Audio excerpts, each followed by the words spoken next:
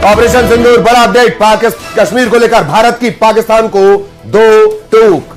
विदेश मंत्रालय के सूत्रों के मुताबिक बड़ी खबर ये आपको बता रहे हैं, पाक से सिर्फ पीओके की वापसी पर बात होगी। सूत्रों के हवाले से ये जानकारी है। कश्मीर में तीसरे पक्ष का हस्तक्षेप नामंजूर। सूत्रों के हवाले से बड़ा अपडेट आपको बता दें, इस वक्त किसी भी तरह की जो बातचीत होगी वो राजनीतिक लेवल पर नहीं होगी। सिर्फ जो अफसर है वो आपस में बात करेंगे बॉर्डर से रिलेटेड मामलों को लेकर। तो कश्मीर में तीसरे पक्ष का हस्तक्षेप मंजूर नहीं है।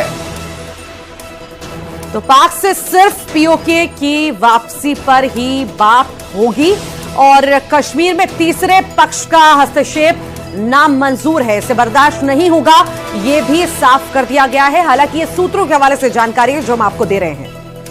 कश्मीर को लेकर पाक ऑक्युपाइड कश्मीर, पाक अधिकृत कश्मीर को लेकर यह बड़ी बात निकलकर सामने आई है।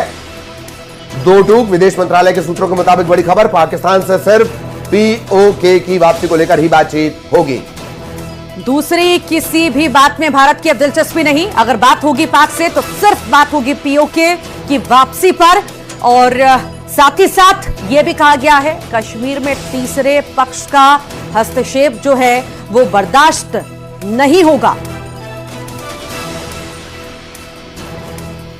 तो ये बड़ी जानकारी आपको दे रहे हैं। कश्मीर पर भारत की पाकिस्तान को ये 2 टूक है और कल अब बेहद खास मुलाकात जो है होने वाली है और उससे पहले ये जो बयान सामने आया है इसके कई सारे मायने।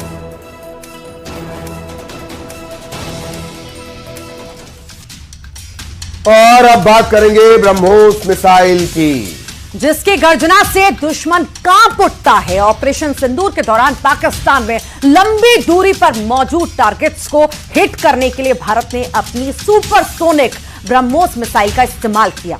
इसके बाद पाकिस्तान के तेवर ढीले पड़ गए और वो सीधे सीज फायर के रास्ते पर आ गया।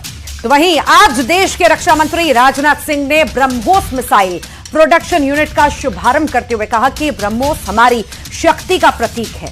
आज का दिन शक्ति की आराधना का है। ऐसा इसलिए क्योंकि ब्रह्मोस की खासियत इसे कई मायने में अलग बनाती है।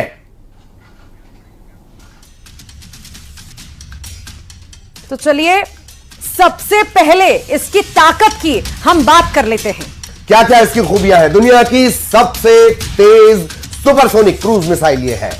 जमीन, हवा और समुद्र से इसको लॉन्च किया जा सकता है।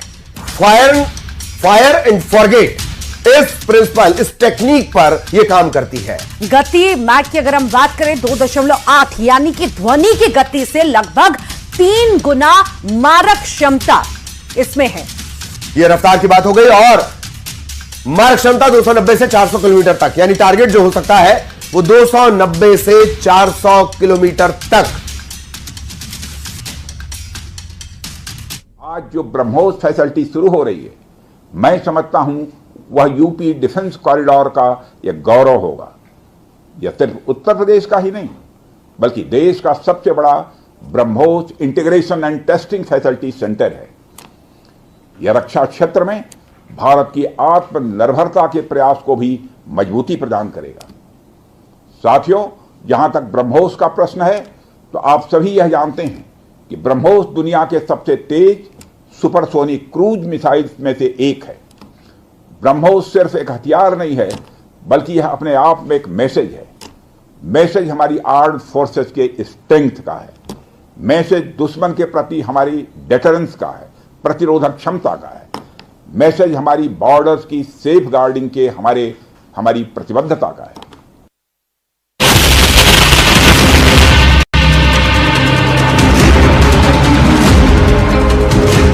ऑपरेशन सिंदूर के दौरान यूं तो भारत ने अपने तरकश के कई तीर पाकिस्तान पर आजमाए, लेकिन जैसे ही भारत ने अपना ब्रह्मास्त्र चलाया, पाकिस्तान घुटनों पर आ गया। सूत्रों के मुताबिक इस दौरान ब्रह्मोस मिसाइल का इस्तेमाल किया गया।